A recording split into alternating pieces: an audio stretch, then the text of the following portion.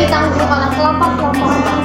Kemudian bagi mereka yang telah mempelajari tajwid, maka mengamalkan tajwid dalam al-Quran atau wajib di setiap kali membaca Al-Quran sehingga dapat disebutkan walaupun hukum mempelajari adalah ya, namun dalam prakteknya membaca Al-Quran haruslah dengan baik dan benar al-Quran. Hal ini disampaikan dalam ayat Al-Quran tepatnya pada surat Al-Muzammil ayat 4. Tajwid adalah istilah yang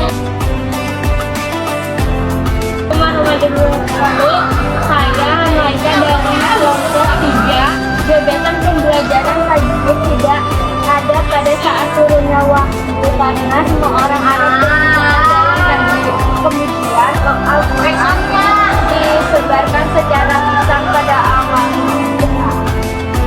Bahkan versi awal dari buku tersebut benar sangat berbeda dari versi hari ini. Tanda-tanda tambahan dan huruf yang ada pada beberapa huruf sudah ada karena semakin banyak orang non-Arab yang masuk Islam. Tanda-tanda ini perlahan ditambahkan untuk membantu mereka membaca dengan tajwid. Mereka hanya ada untuk membantu tiruan bacaan sesuai dengan Rasulullah. Pertumbuhan Islam mengizinkan beberapa budaya dan bahasa campuran. Banyak dialek dan bahasa yang lahir dalam proses sehingga orang pun harus belajar tajwid karena tidak dapat secara alami lagi. Tidak hanya mempercantik bacaan, tetapi belajar tajwid juga akan memastikan pesan tidak terdistorsi karena kesalahan. Membaca tanpa tajwid dapat mengubah arti kata karena ada aturan yang ditetapkan untuk membedakan huruf yang sama. Kepanjangannya salah dapat mengubah artinya. Ada banyak manfaat membaca Al-Quran, tetapi berikutnya adalah hadis yang secara khusus karena kalau membaca yang diajarkan oleh Aisyah radhiyallahu anha. Seseorang yang membaca Al-Quran dengan benar, maka besok akan diampuni oleh malaikat yang mulia. Adapun orang yang membaca dengan dosa, dia akan mendapat dua kali pahala. Mempelajari cara membaca Al-Quran dan belajar Al-Quran karena terdengar enak dunia. Allah akan memberikan sedekah dan waktu yang dilakukan oleh hambanya untuk melafalkan kalimat yang bahkan jika itu tidak pernah dicapai kesempurnaan.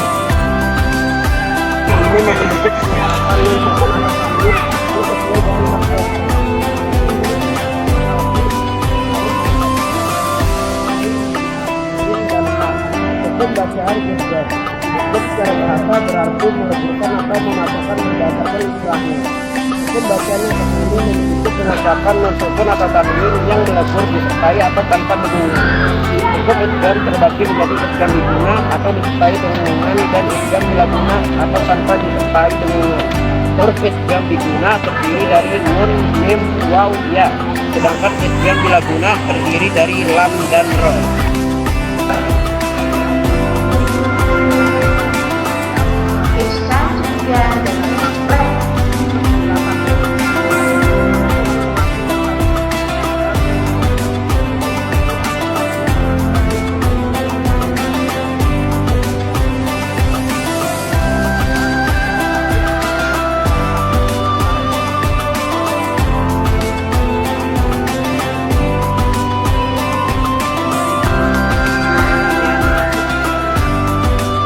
Safari. Hukum bacaan yang satu ini yakni pertemuan antara mim mati dengan huruf ba. Cara bacanya pun hampir sama dengan hukum bacaan iklab.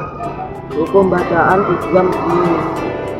Hukum bacaan yang juga disebut dengan idgham utama di lain ini terjadi saat mim mati bersama huruf mim.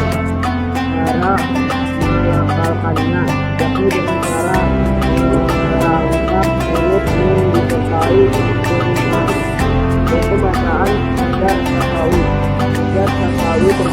saat mati bertemu dengan salah satu huruf lainnya dalam selain mim mati dan selain mim dan ba, karena halnya dengan mati.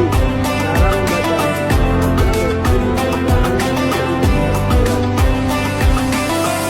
bacaan ikhlas. Ikhlas merupakan hukum bacaan dalam Al-Quran yang terjadi bila mim mati atau tanwin bertemu dengan huruf ba tersebut menyebabkan jenis bacaan ini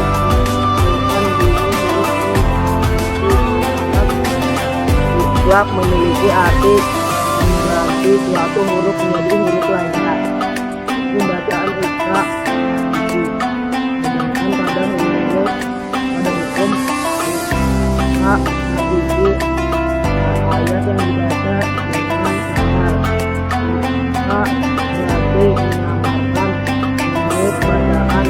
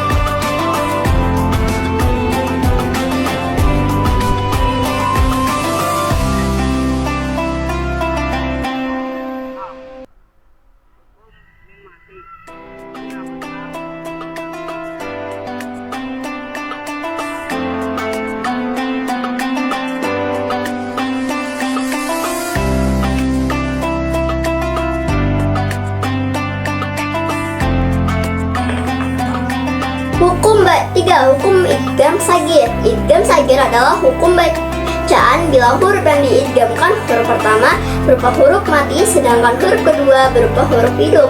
Hukum bacaan idgham sagir terbagi menjadi 3 jenis diantaranya. Hukum bacaan idgham mutamatsilain. Idgham mutamatsilain yaitu hukum bacaan tajwid yang terjadi jika suatu huruf bertemu dengan huruf yang sama, misalnya huruf dal bertemu huruf dal. Hukum bacaan idgham mutajasain. Idgham mutajanisain merupakan hukum bacaan ketika dua huruf yang memiliki makhraj yang sama akan tetapi tak memiliki sifat yang sama dan saling bertemu. Misalnya huruf ta bertemu ta, zal dan huruf za, dal bertemu ta dan sebagainya. Hukum bacaan idgham mutaqaribain. Idgham mutaqaribain yaitu bertemunya dua huruf yang memiliki makhraj dan sifat yang hampir sama seperti mim bertemu ba, huruf kaf bertemu kaf. 4. Hukum mat. Jenis hukum tajwid yang satu ini terdiri dari huruf alif, waw, dan ya dalam kondisi mati. Hukum mat memiliki panjang yang bergantung pada harakat pada huruf. Jenis hukum mat yaitu hukum bacaan mat tabi'i. Mat tabi'i atau mat asli merupakan bacaan mat yang terjadi bila terdapat alif setelah fathah, ya sukun setelah kasrah, dan waw sesudah dhammah. Cara membacanya harus sepanjang 2 harakat atau 1 alif. Hukum bacaan mat far'i. Mat far'i adalah hukum mat yang merupakan hukum tambahan dari mat tabi'i sebagai hukum asalnya yang disebabkan oleh hamzah atau sukun. Mat far'i terbagi menjadi 14 macam, salah satunya mat wajib mutasail. 5. Hukum qalqalah. Qalqalah dapat dipahami sebagai getaran atau pantulan, sementara menurut Islam dalam ilmu tajwid, qalqalah berarti memantulkan getaran suara ketika membaca lafal yang terdapat pada huruf qalqalah yang berharakat sukun atau diwakafkan. Adapun huruf qalqalah terdiri 5 jenis, yakni ba, jim, dal, ta, dan qaf. Qalqalah terbagi menjadi 2 macam, yaitu hukum bacaan qalqalah sugro. Jenis qalqalah yang satu ini terjadi apabila huruf qalqalah berada di tengah lafal dengan harakat sukun. Cara membacanya yakni dengan menyertakan pantulan yang tak terlalu kuat. Hukum bacaan qalqalah kubro. Berbeda dengan jenis qalqalah sebelumnya, qalqalah kubro terjadi apabila ada salah satu huruf qalqalah yang berada di akhir lafal yang berharakat sukun, fathah, kasrah, dhammah, dan tanwin. Tetap dibaca wakaf dengan pantulan yang cukup kuat. Terima kasih.